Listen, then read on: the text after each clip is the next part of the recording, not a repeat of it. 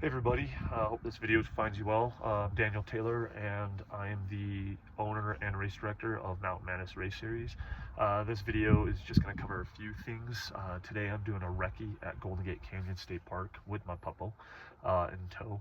And I wanted to show you where we're going to be starting at and where the check-in is going to be at. So we're near Criley Pond. We're at the main parking area there.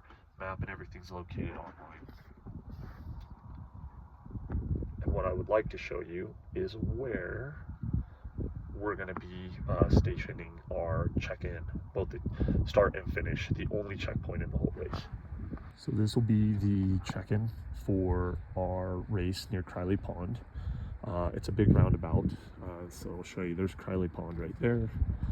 So do not park at that parking lot down at Criley Pond unless you want to hike it up here. Check-in is actually going to be up here, and we're going to have this reserved day of, so you should be squared away with that. Okay, so I showed you where we're going to be at near Criley Pond at Golden Gate Canyon State Park. Again, check your emails, check the info. I've put a pin through Google Maps as to exactly where you can park, and again, this area is going to be reserved for us solely. I would ask that, keeping in mind that this is a team race, I would ask that you carpool here. If we get our max number of runners in, it's going to be very tight parking. So I'd really ask that for every 2 people, if you carpool, that would be perfect. That means we'd only have 15 vehicles on site, which the parks prefer. I received a few messages from people about there's no way you could pack all the required kit in that small bag from my required kit video. So I wanted to show you really quick that you truly can pack it all in a small pack. Okay, so here's my pack. Here's most of my kit here. I'm bringing Doggo with me today, so I've got a few extra bits. I've got the lead and his mold that I'll bring with. I wanted to show you, so inside the pack I've got my basic first aid kit with my emergency food. I've got my raincoat and rain pants tied up here, and this is my hat and gloves in the water bag to keep it dry. So that's all my kit inside this bit. I also have a whistle that's in the very back, and there's a whistle attached to this pack here. On the back end here, within the water pouch area, I've got that emergency bivvy that I was explaining that you're required to have. On the front ends, I've got my water bottle. This is where I'll hold my cell phone as needed. On this other side, I got another water bottle. Here, I've got food, compass. This will go in the top of the bag. There's my extra hoodie. This stuff's really tightly in here, but nice. And then today, it's good weather day, so I don't need my exo spikes, but if I did have those and I wasn't bringing Doggo, this gets attached to the back of the bag. That's where my exo spikes would actually go. I would take them out of this bag and I'd strap them to this, but I don't need them today. It's a good weather day. And again, with my Garmin, I won't be using it unless there's an emergency, so I turn the power off and I tuck it in the top end. So that shows you that you can fit all that kit that I require. And then on me is my long sleeve base layer, shorts, and trail shoes. So before we hit the trail, I wanted to show you what you're going to be looking for the day of the race. So at the very start of the event with your check-in, you and your partner each are going to be given a wristband. It looks like a concert wristband, works the same, just wrap it around your wrist, secure it. And this thing here is what we call a dibber. This dibber is what you and your partner are going to use to check in all the checkpoints that you find. And the checkpoints are going to look like this. So you have a control point here, and then you have a flag that's attached to it. So it helps you kind of eyeball where it's at, so you're not just looking for the blue control point. You're looking for this flag, and this is what you're going to be dipping into. Each one has a number, but on the back of these, so for example, this one says AK Mad Climb. We know that when you go to check in this checkpoint, if the dibber doesn't work, if you don't hear a beep, so it'll sound something like this, and then it'll say that you've logged in and you've checked in. You and your partner both have to do that within a minute of each other to ensure that you're staying together as a team. You can't split up and do your own thing. But if for some reason it doesn't beep or there's some error, you can flip it over and you can write this down on a piece of paper or somewhere. So I advise bringing like a weatherproof notebook or something, so you can write that down. So that way, when you do check in at the very end, when you finish, if you're not sure if it worked, you can say, hey, we did find one of the markers. It was AK, and the code word was Mad Climb, and that way we'll give you your credit for that and give you the points for that at the end of the race. So hopefully that helps you kind of see what you're going to be looking for. As you can see, it's a beautiful day. We're out here on a Sunday, 2 Sundays before the actual event. Hopefully weather holds. Really pretty though today, and everything underfoot is good. I like the trail. Really like the path. There's a lot of people who use this path, a lot of hikers, mountain bikers, so just be aware of that during the day of the event. We want to share this trail with everybody and be respectful and make sure we leave everybody with a positive sense of our event. During the event, there's a section, which you'll see on the map, we mark it purple, where you can't go off trail at all. It's sensitive wildlife habitat. So kind of looking around, you'll see this crumpled barn, kind of see this area. Just want to highlight that to you. So the day of the event, when you're in that section, you can run on the trails. That's not a problem. You just can't run off trail at all. Zero, none. There will be no markers in that purple area.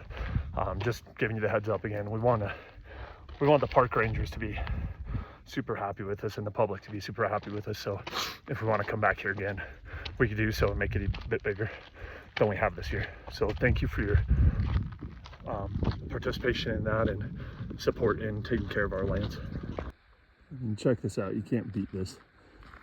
Even if you're doing this event just to get out, you don't care about your time or the score, you just want to work on your navigation skills. I mean, you don't even have to be running this whole thing. I've already checked off 3 of the checkpoints on this recce run, and I'm about an hour and a half in, and I've been taking my time for most of it. I've just been soaking up the scenery and everything. My dog's really enjoying chasing the squirrels and stuff. He's a little upset that he has to be on lead, but there are them rules. And speaking of dogs, this event, the Mountain Madness Race Series, we don't allow dogs, just because they can cause problems. They could be a liability. A lot of race directors for trail races are actually going the way of not allowing dogs, just because it can cause problems, even if they're good, like this guy. No dogs. Yeah, just enjoy the scenery. I mean, can't beat this. All right, so a little pro tip.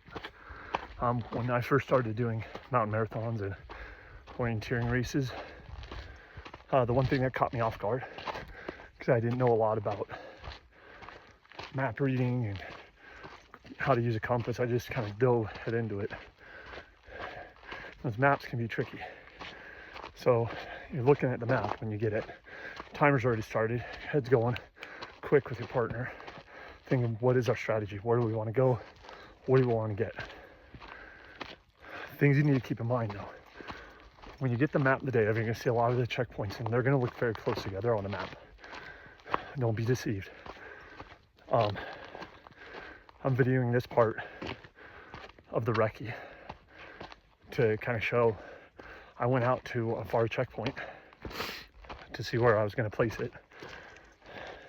And on the map, it looks straight on. It looks like you're on flat ground, working your way out to it.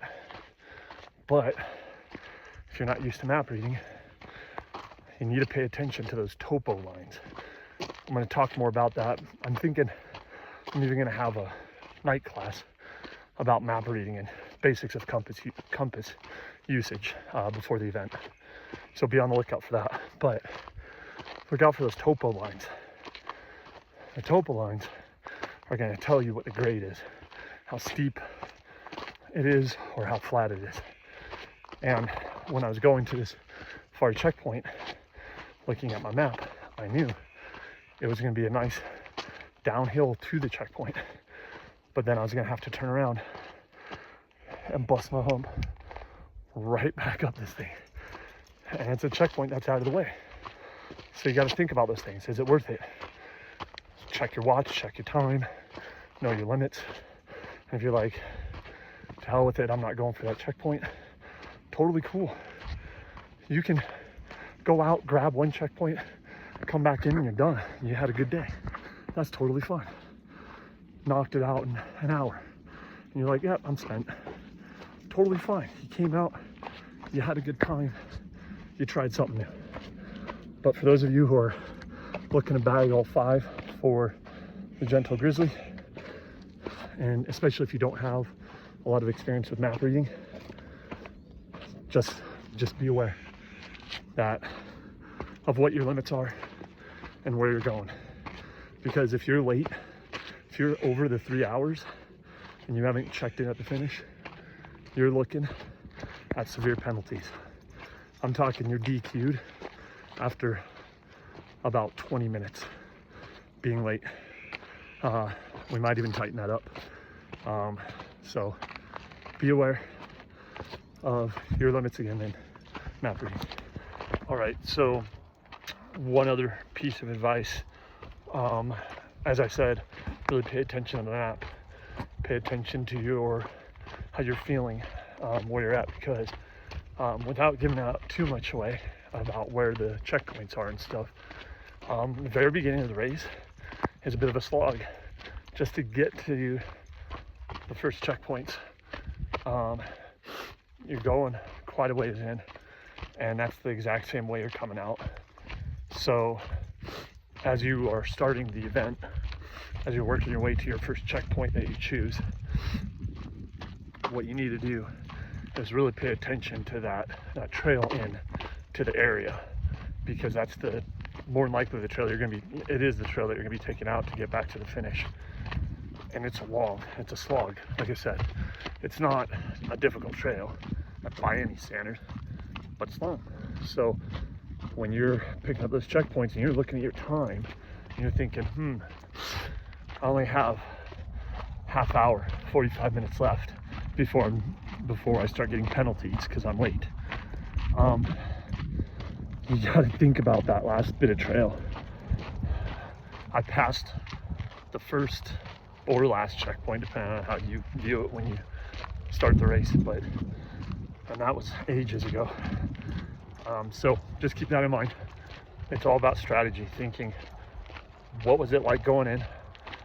Can I make it coming out fast, or do I need to give myself extra time on the way out to the finish point? Think about those things.